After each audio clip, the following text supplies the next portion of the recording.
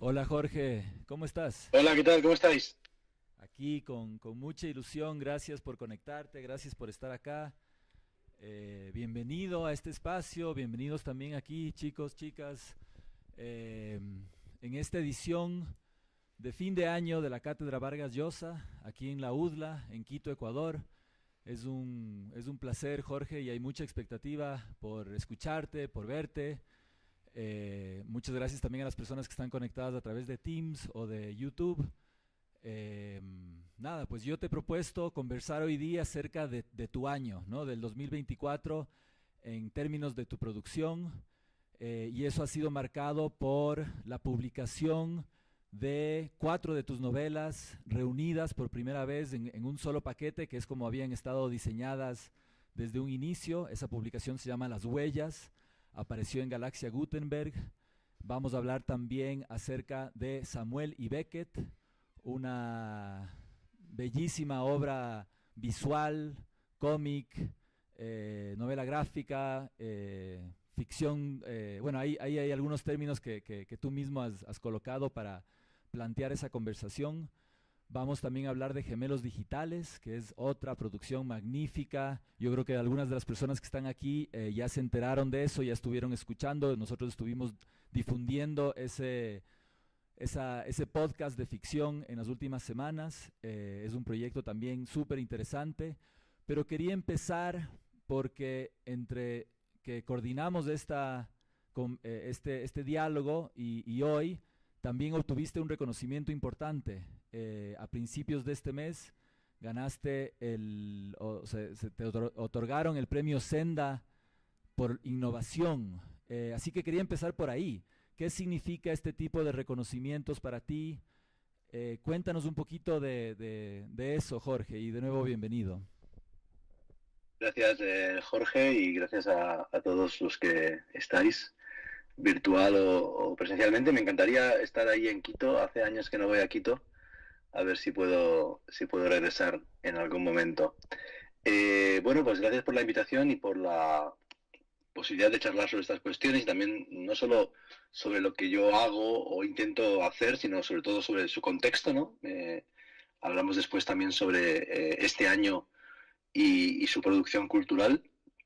Pero antes, sobre tu pregunta, la verdad es que me tomó muy por sorpresa, primero porque este premio no existía, es la primera edición y lo que más me ha interesado de él es Zenda Libros, es una revista española de crítica cultural y en esta primera edición han hecho un premio muy clásico, muy literario, con categorías tradicionales, ¿no? Por ejemplo, la mejor obra de narrativa que ha ganado La llamada de Leila Guerriero, mejor ópera prima que ha ganado La última frase de Camila Cañeque, una artista española que estuvo años trabajando en un libro en el cual habla de su obsesión por el final, por la ruina, por los restos, por el último día de una vida, y colecciona últimas frases de novelas y de libros. Y es un libro muy experimental que tuvo una especie como de aura maldita y extraña porque Camila Cañeque murió justo cuando la acabó. Es un libro sobre el final y no llegó a haberlo publicado. Justo lo terminó, se lo envió a su editor, a La Uña Rota, y murió de muerte súbita. De modo que es un libro que ha pasado un poco a la historia del arte y de la literatura por esta maldición y ha sido reconocido como mejor ópera prima. Hay pues mejor libro del año de historia, mejor libro del año en varias categorías y de pronto se inventan esta categoría que es muy rara, ¿no?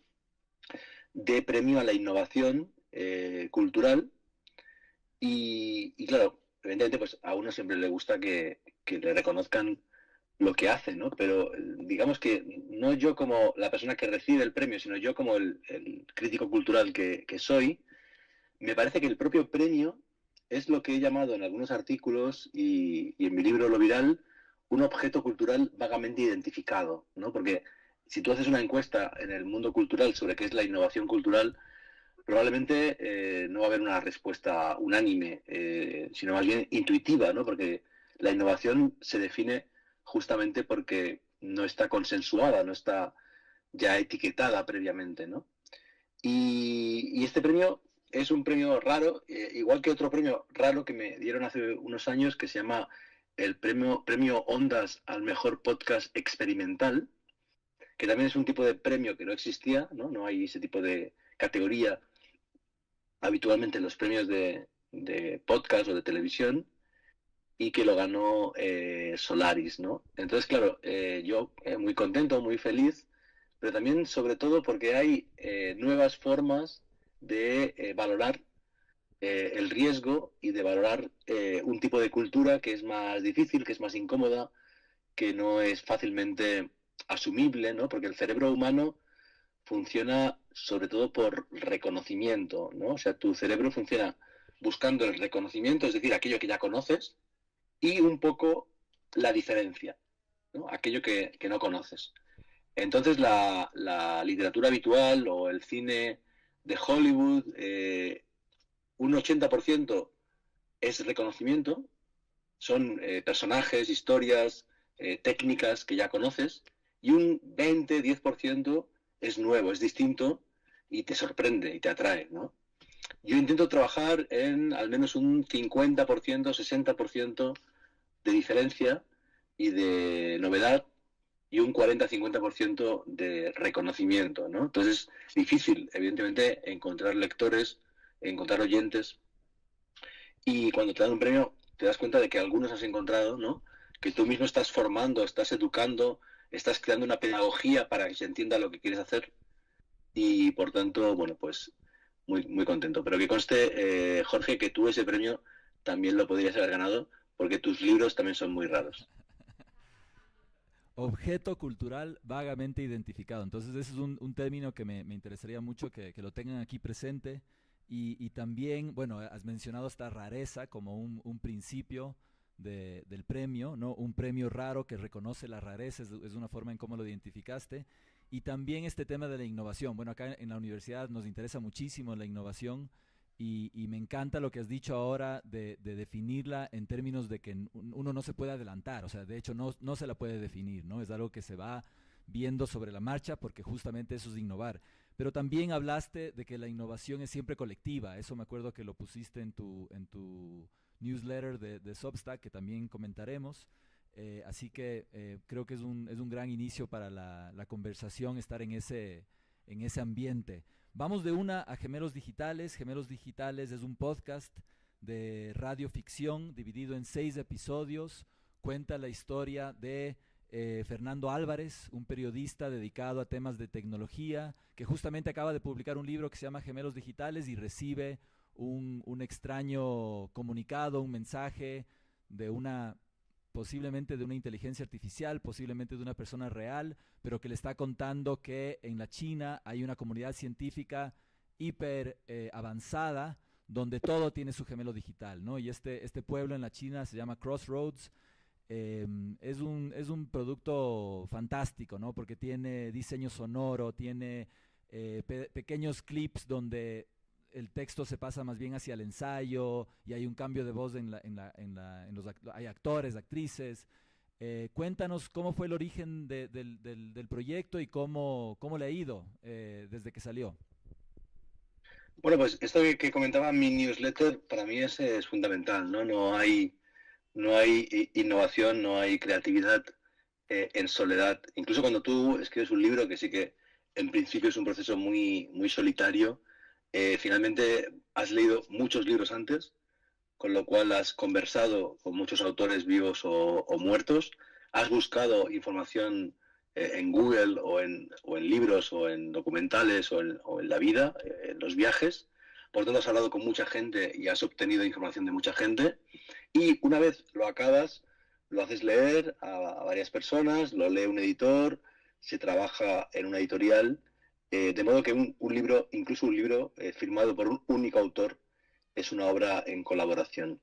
En el caso de los podcasts, esto es todavía más evidente. Gemelos Digitales, yo lo escribí, pero el diseño sonoro es de Teo Rodríguez. Hay muchos actores que participaron. Hay también, evidentemente, todo un trabajo de producción y de difusión, porque Podium Podcast tiene mucha gente trabajando en la estructura, y es importante eso, ¿no? Que siempre tú eres una pieza. En este caso la idea es mía, el guión es mío, pero después ya el podcast empezó a volar solo. Y bueno, un poco la idea era, después de Solaris, que es un podcast de periodismo cultural abierto a la ciencia y a la tecnología, y de Ecos, que también lo es, pero con una dimensión más sonora, más enfocada en el sonido del mundo contemporáneo, quería cambiar.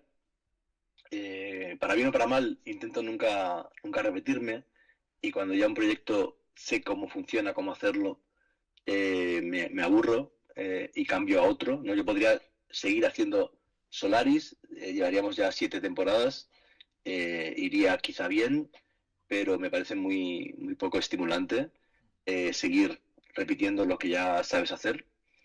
Y bueno, decidí investigar en una versión del ensayo ficción que, que no había hecho nunca, ¿no? Es decir, una ficción con ensayo. Eso me permitió algo que digo en Ecos, en un capítulo de Ecos, mi voz la dobla un actor, y yo digo que no me gusta mi voz y que me encantaría no hacer podcasts leídos por mí, pero en el caso de Solaris y de Ecos era necesario que yo fuera la voz del podcast porque eran muy personales, eran ensayos muy en primera persona. Por eso, por ejemplo, el audiolibro de mi libro Lo Viral, que es un diario, está leído por mí, porque hay proyectos que solo tienen sentido con tu voz en clave sonora. Entonces me liberé de tener que locutar yo, escribí el guión y creé como 2 planos, ¿no? Como tú has dicho, el protagonista, Fernando Álvarez, ha escrito un libro sobre el fenómeno de los gemelos digitales, que es este nuevo fenómeno tecnológico en el cual se hace un clon, un doble de algún tipo de objeto. Los más comunes son de edificios, ¿no? Podéis hacer un gemelo digital de vuestra universidad, de todo el campus, y con Big Data se reciben datos de consumo eléctrico, de temperatura, de circulación de personas, etcétera, y puedes simular en el gemelo digital de la universidad qué pasaría en caso de lluvias fuertes, qué pasaría si queremos hacer un evento con mucha gente. Puedes simular y tomar decisiones técnicas a partir del gemelo digital, ¿no? Yo lo que imagino es, por un lado, ese ensayo que ha escrito Fernando Álvarez, y escuchamos intercalado el audiolibro de ese ensayo, y en paralelo la ficción sobre Fernando Álvarez, que, bueno, como tú decías, va a China y conoce este lugar, Crossroads, donde están trabajando en el gemelo digital de un ser humano, de muchos seres humanos. Y ahí lo que me interesaba era que fuera atractivo a nivel narrativo, conceptual y sonoro, pero que no fuera apocalíptico, que no fuera distópico, porque en el canon del podcast se ha impuesto un tipo de relato distópico. Es muy curioso que en podcast, los podcasts de ficción, los quizá ejemplos más relevantes son de ciencia ficción, ¿no? Como Caso 63, como El Gran Apagón, etcétera, y son la mayoría distópicos. Yo quería no jugar en esa liga de la distopía, sino intentar encontrar otro modo de acercarme a la tecnología que tampoco fuera ingenuamente utópico, pero que tampoco fuera negativo, ¿no? Y eso es lo que intenté hacer en Gemelos Digitales, que ha ido bien. Es un podcast de producción propia de Podium, suma 250.000 de oyentes, que está muy bien, no es mucho, tampoco es poco. Y sobre todo, como ocurre siempre con el podcast, es la magia de que tú lo cuelgas en Spotify o en Apple Podcast, y al momento ya se puede escuchar en 60 o 70 países del mundo, ¿no? Lo cual es realmente mágico y no pasa con los libros ni con ningún otro tipo de producto cultural. Claro. Qué interesante lo que mencionabas de que fue algo explícito, alejarte de lo distópico. Y claro, mencionabas algunos ejemplos. Aquí en el Ecuador hay un caso muy famoso de los años 30, que es la transmisión local de la Guerra de los Mundos, ¿no? Que provocó incendios ¿no? A partir de una radioficción, ¿no? Con actores, y realmente se salió de las manos. Pero también, y también lo que has dicho ahora de la universidad, ¿no? Cómo el uso de Big Data, el uso de un doble podría ayudar. Nosotros a ratos tenemos problemas con temas de espacios, por ejemplo, ¿no? Asignar aulas y cosas así. Y también está el tema de la salud, ¿no? Que es algo que se menciona mucho en Gemelos Digitales, y los beneficios que tendría poder hacer chequeos, ¿no? Para ver posibles enfermedades a futuro. O sea, hay toda una gama de posibilidades a través de la inteligencia artificial. Y también el tema de la circulación, ¿no? Me acuerdo que se menciona también en el podcast el tema del tránsito, ¿no? Las ciudades pueden empezar a planificar mucho mejor la viabilidad y a través del uso de estos. Pero curiosamente yo justo te quería preguntar del otro también, y tú acabas ya lo has respondido en parte porque te alejaste de lo distópico, pero ¿cuáles son las cosas que sí nos preocupan de este mundo? Que es un debate que es muy público, obviamente. No sé si tienes algunos comentarios breves sobre eso. ¿Cuál sería ese lado preocupante de los gemelos digitales? Bueno, la verdad es que dentro de todos los fenómenos que hay ahora tecnológicos en marcha, es uno de los menos preocupantes en términos justamente de distopía, ¿no? Hasta ahora lo que se puede hacer con un gemelo digital es básicamente test, ¿no? Simulación. Se puede hacer el gemelo digital de un coche, se puede hacer el gemelo digital de un edificio y poco más. Ha habido intentos de hacer el cerebro humano, pero todavía no se ha conseguido. Estamos lejos de poder reproducir el cerebro humano a la perfección, es demasiado complejo. Y la simulación, en principio, es positiva, ¿no?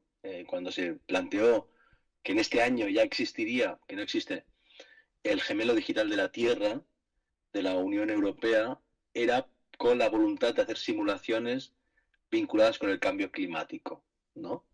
Entonces, por ejemplo, ¿sabéis que hace poco aquí en España, en Valencia, hubo inundaciones? Un río se desbordó y murió mucha gente. Pues con el gemelo digital de cambio climático se podría prever ese tipo de desastres, ¿no? El tema es que ya se puede prever de otras formas y, no obstante, los políticos permiten construir en zonas inundables, de modo que tampoco es garantía de nada el conocimiento si no hay una voluntad de ejecución.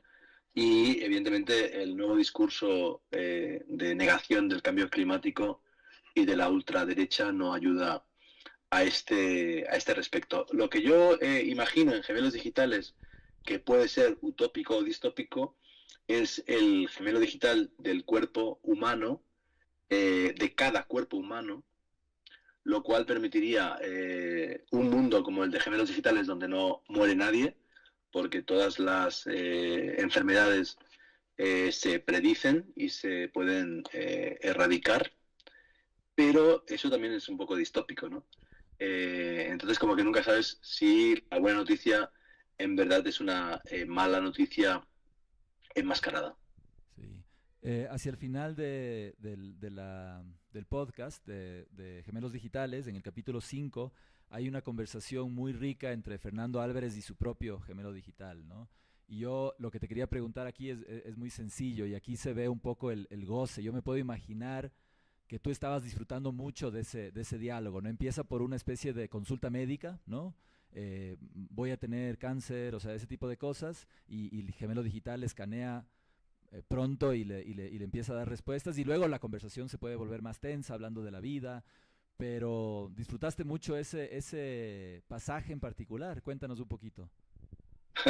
Sí, sí, evidentemente, claro, cuando ya puedes jugar, ¿no? con la ficción que has creado y llevarla hacia cuestiones fuertes, es cuando más intensamente la vives, ¿no? En ese capítulo se insinúa que el gemelo digital de la directora del centro de investigación es quien realmente dirige el centro, porque a diferencia de ella no tiene dudas, no tiene ansiedad, no tiene fantasmas psicológicos, y Fernando se enfrenta a su gemelo, y ahí lo que pensé es que el gemelo digital en verdad es la actualización de un viejo tema literario, ¿no? Que es el tema del doble, del golem, del Dr. Jekyll y Mr. Hyde.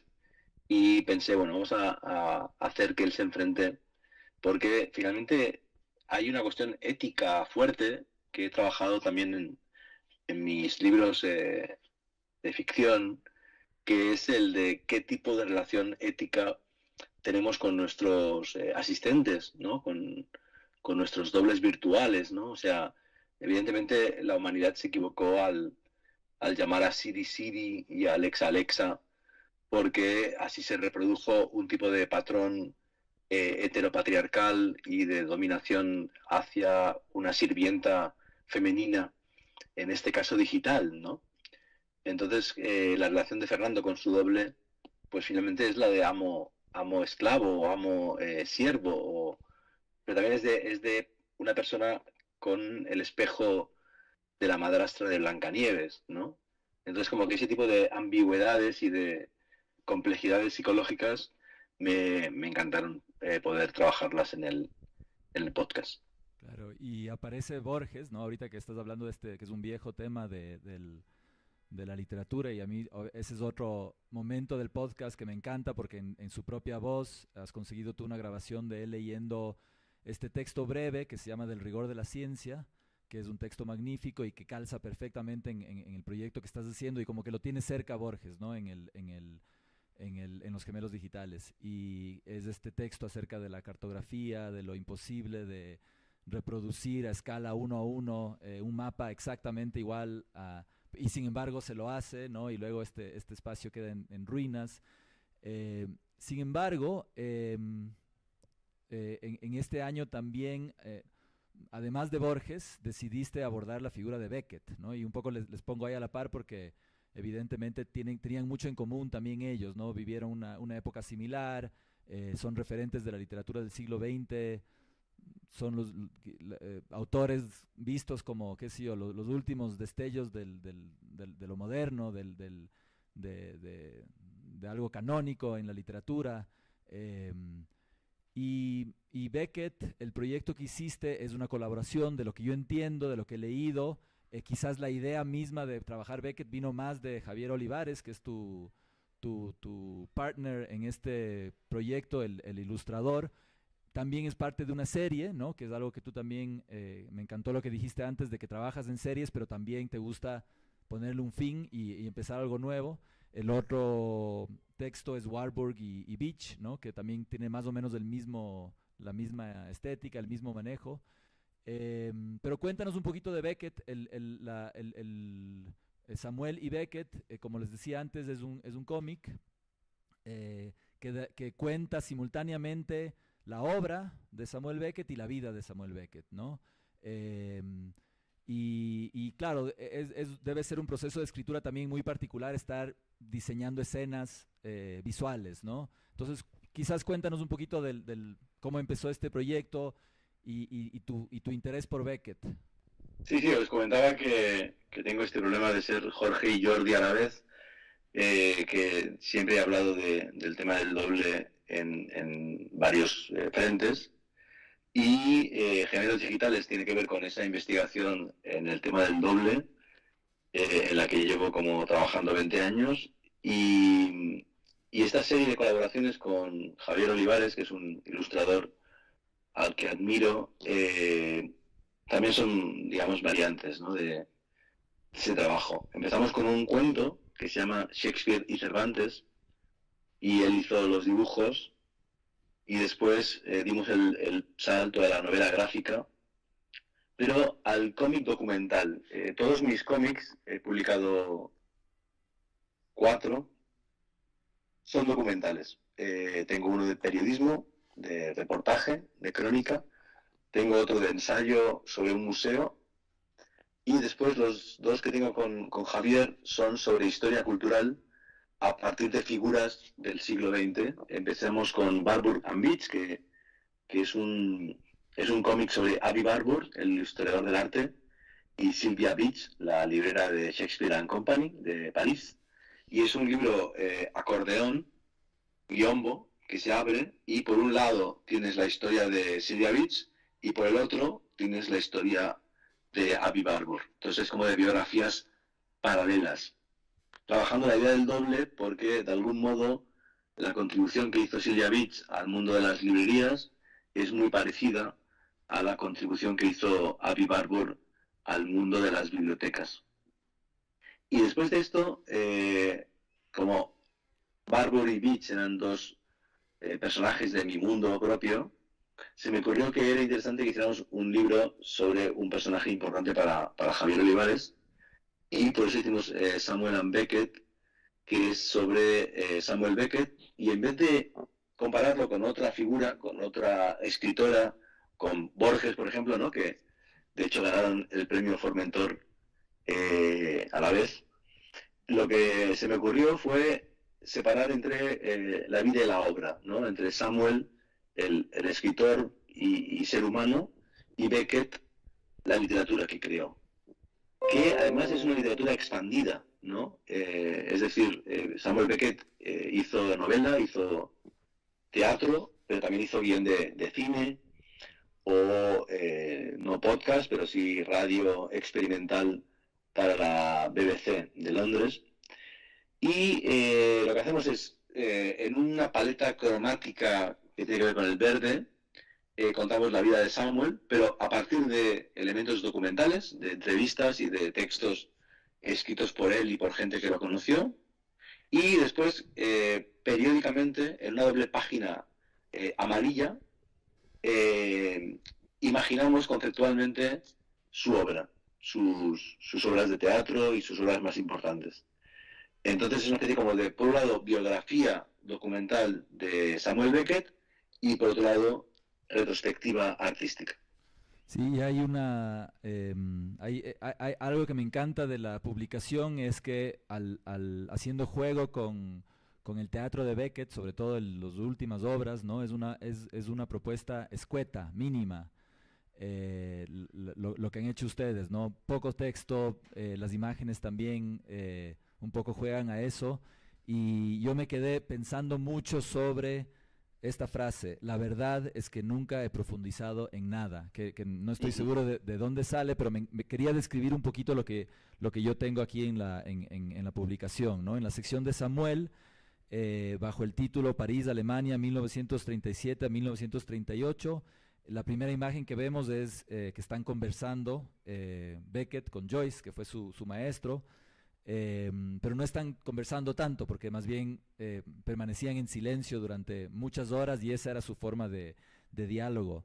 Luego de eso hay un salto hacia la quema de obras de arte, la censura por parte del régimen nazi, y hay una imagen donde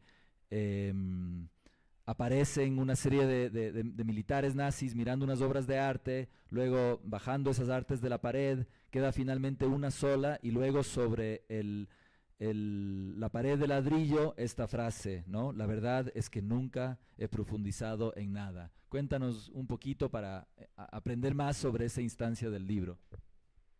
Bueno, la verdad es que seguimos la biografía de Beckett y por tanto está gran parte del siglo XX, y él vivió en París con Joyce en entreguerras, viajó a Alemania y escribió la famosa carta alemana.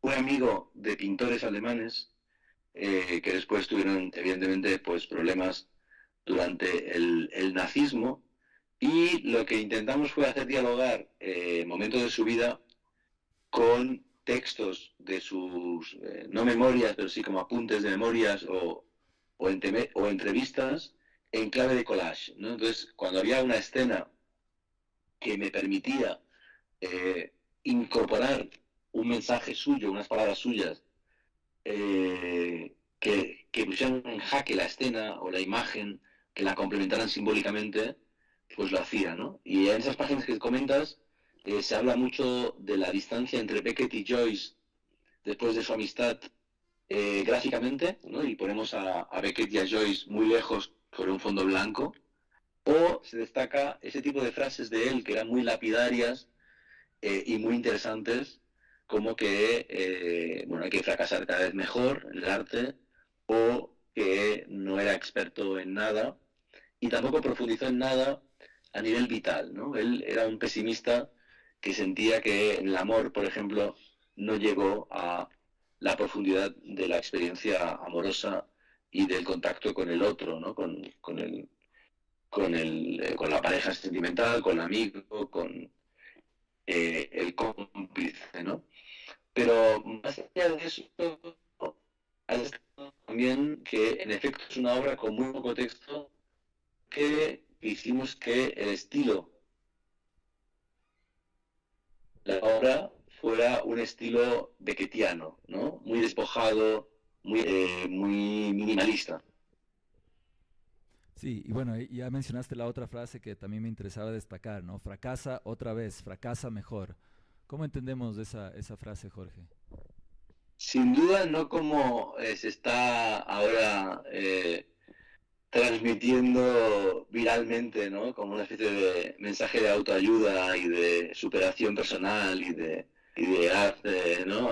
Abre una startup y si fracasa después abre otra y sigue el ejemplo de Elon Musk, ¿no? Yo creo que es más humilde y tiene que ver con el hecho de que en arte, en literatura, nunca vas a triunfar, no existe el éxito. Lo que existe, bueno, es una especie de pequeña compensación personal, una pequeña aportación, quizá a algunas personas pues les das algo, ¿no? Pero bueno, no hay éxito, no hay triunfo. Ni siquiera él, que consiguió el premio Nobel, triunfó, ¿no? Porque nadie triunfa. O sea, si el triunfo es Gabriel García Márquez, que hagan esa serie para mí horrible de tu novela, pues yo no quiero triunfar, ¿no? Y en el caso de Beckett, el triunfo fue el premio Nobel, él se lo tomó como un desastre, no fue a recoger el premio Nobel, se refugió, se escapó, se escondió, le dio pavor, y realmente, bueno, sí, triunfó o consiguió cambiar la literatura, sí, es un gran escritor, sí, es un referente, sí, tiene lectores, pues no creo.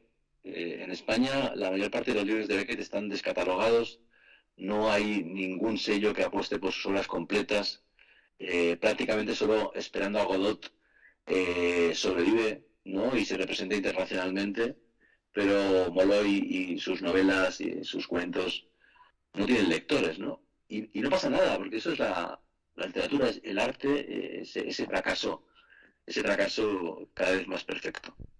Sabes que justo te quería preguntar también, ahorita mencionaste así de remate el tema de 100 años de soledad y la serie, es algo que tenía pensado también plantearte porque me interesaba mucho tu perspectiva. Y ahora que hablas de esta idea del fracaso y del fracaso mejor aplicado estrictamente al arte, pero claro, el arte también está íntimamente ligada con la vida y pasa y una y otra vez, ¿no? Entonces yo me voy a saltar de un temita que tenía pendiente, aprovechando este momento, y te quería preguntar también, en tu Substack, este año anunciaste una salida de X, de Twitter, hacia Blue Sky. Cuéntanos, y mencionas la palabra migración digital, ¿no? Que me encantó. ¿Cómo va ese? ¿Cuál es tu análisis ahora hacia el...? Porque eso también es algo que ha pasado en el 2024, ¿no? Esta decisión tuya y de muchas personas con respecto a las redes sociales. Cuéntanos un poquito de eso. Bueno, yo no dije que me iba de Twitter, de X, porque no me pensaba ir, porque no tiene sentido. Cuando has construido un capital simbólico de 60.000 seguidores, no tiene sentido dejarlo, ¿no? Ni siquiera aunque te parezca odioso su dueño, Elon Musk, ¿no? Es decir, tú te quedas a vivir en un país, aunque el presidente sea fascista, ¿no? Y incluso pues crees que puedes aportar un poquito de luz en tanta oscuridad. Pero sí que me hubiera encantado que Blue Sky se hubiera convertido en una alternativa real a Twitter. Parecía que podía ocurrir, ahora es más difícil pensarlo. Se ha como estabilizado después de un boom pero sí que hubo una migración digital, quizá la primera gran migración de redes sociales, mayor que la de Mastodon, durante unas 2 semanas. Y ha nacido una red social interesante en la que me interesa estar. Es más democrática, más interesante que Twitter, pero claro, hay muy poca gente. Entonces, como somos muy pocos, la interacción y la construcción y que tu mensaje o tus ideas lleguen es más difícil porque, bueno, hemos visto que es muy difícil construir una red social y estamos hartos de las redes sociales, ¿no? O sea, digamos que entre irte de X a Blue Sky o no hacer nada, pues mejor no hacer nada, ¿no? Porque estamos ya muy hartos, hemos visto pues que básicamente se dedican solo a robar datos y a especular y hacer el mal, ¿no? Entonces es muy difícil, y eso también lo comentaba en Solaris, en mi Substack, en mi newsletter, que es muy difícil recuperar esa ilusión que tuvimos hace 15 años con las redes sociales y por tanto, bueno, Blue Sky está bien, voy a seguir en Blue Sky, me gusta, me siento cómodo. De hecho, el otro día publiqué algo ahí que no publiqué en X porque sé que en X recibes odio, recibes ironía y en cambio en Blue Sky pues hay más respeto, pero no se ha consumado de momento. A ver si Elon Musk hace otra estupidez y de nuevo hay otra gran migración y a golpes de estupidez de Elon Musk vamos construyendo Blue Sky, que está en 26 millones de usuarios, que está muy bien, pero también es muy pequeñita. Claro, claro, claro. Bueno, gracias por esas aclaraciones y ese comentario sobre ese tema. Y ya, bueno, ya mencionaste el que 100 años de soledad. Yo la verdad no he visto todavía la serie, es uno de los pendientes que tengo para las vacaciones de diciembre, como espero que también sea escuchar Gemelos Digitales para muchos de los que están aquí. Y, pero me interesa el tema, ¿no? Creo que hay algo ahí en la adaptación. Pedro Páramo también se adaptó. De hecho, quisiera que en la Cátedra Vargas Llosa tengamos un conversatorio sobre estos temas. Pero pasando un poco de Coles de Nabos, de 100 años de soledad a los 100 años del manifiesto surrealista, que es otro tema que quería preguntarte. Yo sé que tienes un vínculo especial con el surrealismo también, y también me parece que comentaste algo del tema. ¿Qué podemos decir de este movimiento artístico de principios de siglo, ahora de principios del siglo XX, bueno, del año 1924 puntualmente, a partir de ahí o alrededor de ahí, y cómo lo podemos ver ahora? Pues para mí el surrealismo es la vanguardia más influyente de todas, ¿no? Es difícil ver rastros del cubismo o del dadaísmo o del futurismo, bueno, futurismo toda la extrema derecha global, ¿no? Pero artísticamente es difícil ver rastros vivos, ¿no? Y en cambio el surrealismo de algún modo atraviesa todo el siglo XX y llega hasta el siglo XXI. Todo estudio Ghibli es surrealista, el realismo mágico de algún modo es surrealista y está muy vivo también, no solo en América Latina, también en el resto de culturas, ¿no? Ahora estoy leyendo una novelista que está por aquí, una novelista japonesa, no encuentro el libro, que también de algún modo trabaja realismo mágico y por lo tanto está muy vigente. Yo creo, no obstante, y esto es la tesis de un libro que publiqué el año pasado que se llama Los campos electromagnéticos, teorías y prácticas de la escritura artificial. Yo creo que es sobre todo vigente con la inteligencia artificial, ¿no? El GPT, el ChatGPT, Gemini, Copilot, cuando escriben no ficción, porque ellos no diferencian, ¿no? Pero bueno, pues no son surrealistas. Pero cuando tú les pides escribir ficción, tienden en algún momento hacia el surrealismo, hacia la incoherencia, hacia el delirio, que en términos técnicos son la alucinación, ¿no? De modo que es peligroso porque vivimos en una época en que el surrealismo está en un espacio en el cual mucha gente acude a buscar respuestas que en teoría tienen que ser de no ficción, ¿no? Documentales, factuales, etcétera. En este libro tiene 4 partes, un prólogo y un epílogo en que yo hablo sobre inteligencia artificial y escritura, pero en el centro hay 2 partes que están escritas con, uno, el GPT-2, ¿no? El GPT-2, lo que hubo antes del ChatGPT, y el otro con GPT-3, que es justo lo previo al ChatGPT, que es GPT 3.5, y ahí se ve claramente, ¿no? que el espíritu del surrealismo sigue muy vivo a través de las redes neuronales. Qué bien. Bueno, vamos, yo voy a empezar a mirar alrededor. Ojalá haya alguien que quiera intervenir con alguna pregunta. Mientras tanto, ya estamos llegando hacia el final de esta conversación con Jorge Carrión. Los muertos, los huérfanos, los turistas, los difuntos son los títulos de las 4 novelas que han sido recopiladas bajo el título Las Huellas, que son estas 4 novelas tuyas publicadas entre el 2010 y el 2015. Y ahorita hemos ya topado el tema de esta ficción que hiciste, ¿no? Entre comillas, esta ficción. Y tú eres una persona tan activa, ¿no es cierto? Tienes el podcast, tienes tus ensayos sobre librerías, tus ensayos sobre cultura, sobre series, tus redes sociales. ¿Qué lugar ocupa la ficción, la creación? O sea, quizás se remite a tus orígenes como escritor, o es algo que tú logras silenciar el resto de voces y de impulsos para poder concentrarte y escribir en ese lenguaje que es el de la ficción, ¿no? Que es tan único, que es tan propio, que es tan evidente apenas abres tu libro Las Huellas y empiezas a revisar la aparición de esta persona en medio de la ciudad en Nueva York, y las cosas empiezan a darse, ¿no? De la manera en que solo la ficción puede hacer que avance un texto. ¿Cuál es el lugar que ocupa la ficción en tu producción?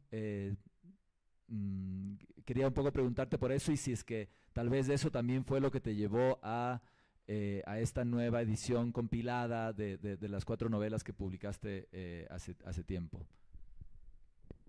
Pues mira, yo creo que, aunque quizás soy más leído como ensayista y como crítico cultural, en efecto, toda la vida he escrito novela desde niño. De niño, con 9 años, 10 años, escribí una novela de aventuras. Después, en la adolescencia, escribí varias novelas largas de superhéroes, en que todos mis amigos y amigas eran superhéroes en secreto y éramos un supergrupo.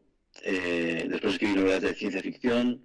Después publiqué una pequeña novela de amor que ya era fragmentaria y con ensayo y con poesía. Y la que considero mi primera novela, que es Los Muertos, que es la que tú comentas, de Las Huellas, lo que hace es revelar, yo creo que en el fondo siempre he usado la ficción como laboratorio, ¿no? Es decir, cuando hay un tema que me interesa mucho, primero llego a él con una idea de ficción, y después, si soy capaz de seguir diciendo algo sobre eso, llega el ensayo, ¿no? En el año 2008 se me ocurrió la novela Los Muertos, que es la primera parte de esta gran novela de novelas que es Las Huellas, que se acaba de publicar como un volumen, aunque yo lo acabé como un volumen, como un proyecto en el 2015, pero como era muy larga y la primera parte ya se había publicado, la editorial decidió publicarla por separado y ahora se ha reunido y se está leyendo de modo unitario. Bueno, pues en Los Muertos hablo de una serie de televisión que se llama Los Muertos, y nace Los Muertos de mi interés entonces en el 2008 por Los Soprano, The Wire, Deadwood, The West Wing, ¿no? Todos, Dexter, todas las nuevas series de televisión que estaban surgiendo en aquella época. Y la publico en el 2010, y en el 2011 publico Tele Shakespeare, que es el ensayo sobre las series, ¿no? Y ahora me pasa lo mismo. Primero publiqué Membrana, que es una novela sobre inteligencia artificial, y después publiqué Los campos electromagnéticos, que es un ensayo coescrito con inteligencia artificial. De modo que para mí la ficción es un laboratorio que me permite como ensayar sin límites, ¿no? Sin ningún tipo de frontera, sobre un tema, desde la locura, desde la imaginación, y después, si creo que tengo alguna posibilidad de seguir en esas series que tú comentabas, Jorge, pues entonces llego al ensayo, ¿no? Entonces creo que para la intuición es un laboratorio fascinante. La novela he publicado 6, las 4 de las huellas y Membrana y todos los museos, y la verdad es que ahora estoy escribiendo una novela, porque bueno, nunca sabes, ¿no? El cerebro, de pronto hay temas o hay historias que las conecta con la crónica o con el ensayo, y otras que las conecta con la ficción, aunque en el fondo todas mis novelas son ensayísticas y todos mis ensayos son narrativos. Bueno, yo aprendo mucho de ti, Jorge, con esto que acabas de mencionar, este espacio de laboratorio. Me encanta cómo has respondido a esta inquietud que yo tenía. Y yo me quedo con algunas, pero quiero también, yo sé que ya es tarde allá en España y hemos abusado de tu tiempo. No sé si hay alguna pregunta del público. A ver, tenemos un par de intervenciones acá. Hola Jorge, te saluda Andrés Lazo, bueno, lector y seguidor ¿Qué tal? tuyo. ¿Cómo andás? ¿Cómo estás, Andrés? Todo muy bien, gracias. Bueno, te quería hacer una consulta. Yo te veo a ti, bueno, ya nos indicaste y Jorge nos indicó tu biografía, interviniste en el cómic, en varios registros narrativos, pero yo te veo también como un pensador moderno o postmoderno. Yo quisiera, acá tenemos jóvenes estudiantes que tienen entre 18 y 19 años. Quisiera que les aconsejes cómo tienen que utilizar o cómo deberían utilizar o qué método deberían tener con la inteligencia artificial para acceder al conocimiento. Si bien tú ya tuviste obras que experimentaste con la inteligencia artificial, ¿cómo vendría a ser esto de la autoría frente a un recurso como la inteligencia artificial o este doble virtual? Entonces me gustaría escucharte. Gracias. Bueno, pero no me siento pensador, no tengo formación filosófica seria, no soy experto en nada, pero sí que soy alguien muy interesado en lo que pasa, y me gusta leer, ¿no? Y lo que hago es como conectar, o intentar conectar todo lo que leo y todo lo que veo. Y para responder a tu pregunta, tengo que conectar, por un lado, digamos, mis experimentos con inteligencia artificial, y por otro lado mi condición de padre de 2 niños de 8 y 10 años, ¿no? Porque yo creo que, igual que Picasso, antes de llegar al cubismo, copió en el Museo del Prado a Velázquez y a Goya, o igual que Elon Musk, antes de inventar SpaceX o Tesla, no tenía ni coches eléctricos ni conocimiento real técnico de la tecnología espacial. Yo reivindico el conocimiento clásico, la artesanía clásica, y que aprendamos todos a escribir y a editar y a pensar y a buscar la información de un modo clásico, ¿no? Yo creo que en el colegio, en la escuela, los niños tienen que trabajar con papel, con libros, tienen que tener una biblioteca, y a cierta edad, 12, 14, 16 años, introducir Google, introducir procesadores de texto, aplicaciones. Las redes sociales, intuyo que como en Australia, hasta los 16 no deberían ser legales, no estoy seguro, pero intuyo que por ahí va la cosa. Y la inteligencia artificial debería llegar en el trabajo académico, el trabajo de escritura, a los 18 o 19, cuando uno ya ha podido demostrarse y demostrar que es capaz de escribir y de pensar del modo analógico y clásico, ¿no? Y una vez uno ya es consciente de eso, uno ya puede editar. Porque la clave de esta posible revolución es que vamos a pasar de ser productores de texto, o productores de vídeo, o productores de fotos, o productores de dibujos, a, en muchos casos, editores, ¿no? Entonces, por ejemplo, un ejemplo, ¿no? Si tú quieres ser traductor, hoy ya no tiene mucho sentido que tú traduzcas un manual técnico de cualquier campo científico. Lo hace muy bien DeepL, ¿no? Cualquier traductor automático de IA traduce muy bien. Pero no debería publicarse ningún libro y ningún texto que no haya sido editado, verificado, comprobado, reescrito, corregido por un humano. Entonces, para mí, en 10 años, el trabajo de un traductor será corregir, editar, mejorar, verificar textos automáticos, textos traducidos automáticamente. Pero si tú no tienes el conocimiento del idioma, de la escritura, de la edición clásica, no podrás hacer ese tipo de trabajo porque, como ya me dicen mis amigos editores, cada vez cuesta más gente que pueda corregir ortotipográficamente, porque cada vez hay menos gente que es capaz de estar concentrada en un texto palabra por palabra durante 3 horas, ¿no? Entonces yo creo que el problema es que, como dice Frank Pasquale en las nuevas leyes de la robótica, ya se está automatizando la esfera pública con los bots de redes sociales que opinan automáticamente sin que nadie controle lo que dicen, y el riesgo es automatizar el resto de esferas, ¿no? Y que tú hagas que el trabajo académico te lo escriba el ChatGPT y entregues ese trabajo como si fuera tuyo, sin haberlo leído atentamente, corregido, verificado, etcétera.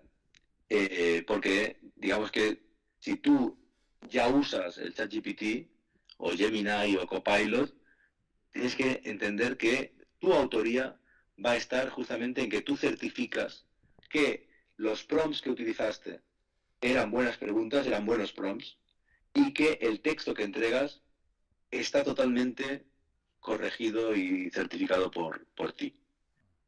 Yo creo que hay que introducir la IA en la escritura académica.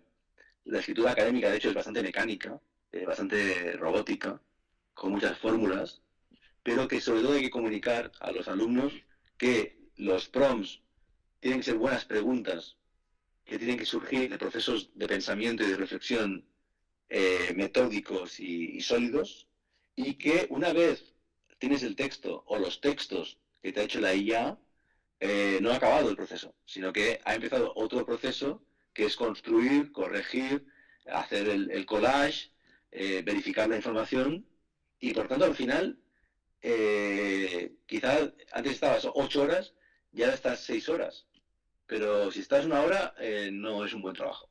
Y eso tiene que, bueno, primero el profesor aprender todo eso y pensarlo y asumirlo y después saberlo comunicar.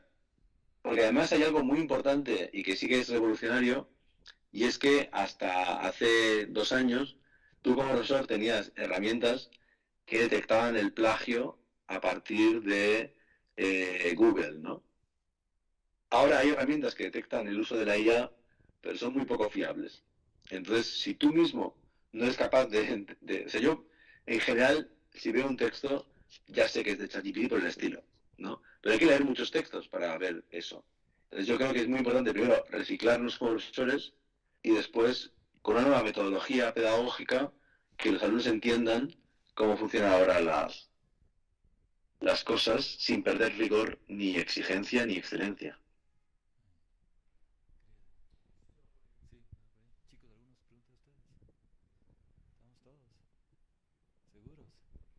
Bueno, ya se pusieron tímidos acá. Jorge, te quiero agradecer muchísimo por tu tiempo, por todas las ideas que has puesto sobre la mesa. Quiero también desearte una feliz Navidad y un feliz Año Nuevo. Estamos grabando este episodio de la Cátedra Vargas Llosa el 20 de diciembre, y qué lujo contar contigo para cerrar el año y este primer ciclo de la Cátedra Vargas Llosa en la Universidad de las Américas contigo. Muchísimas gracias, y nada, pues estaremos en contacto. Gracias también a las personas que estuvieron acá, a las personas que se conectaron en Teams o en YouTube.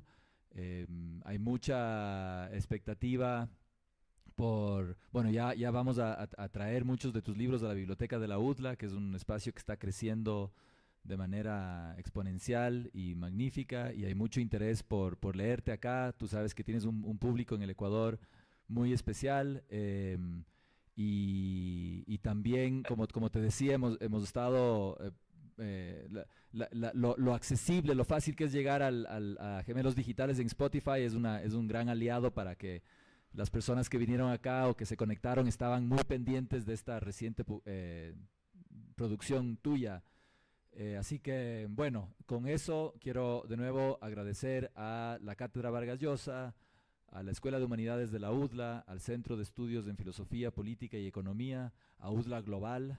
Todas estas ramas de la universidad son parte de este esfuerzo por llevar a cabo la cátedra y nada, muchas gracias, Jorge. No, gracias a ti, Jorge, y a todos vosotros. Me ha encantado. Gracias y, bueno, la verdad es que me han ofrecido en los últimos años algunas columnas en algunos medios de otros sitios, pero la única que he aceptado fue la de Mundo Dinners, porque me encanta esa revista y porque me encanta que me lean en Ecuador. Así que muy feliz de estar, aunque sea solo en las páginas de una revista en vuestro país. Y ojalá el año que viene o el otro pueda volver y estar ahí en persona. Muchísimas gracias. Gracias, feliz Navidad. Gracias.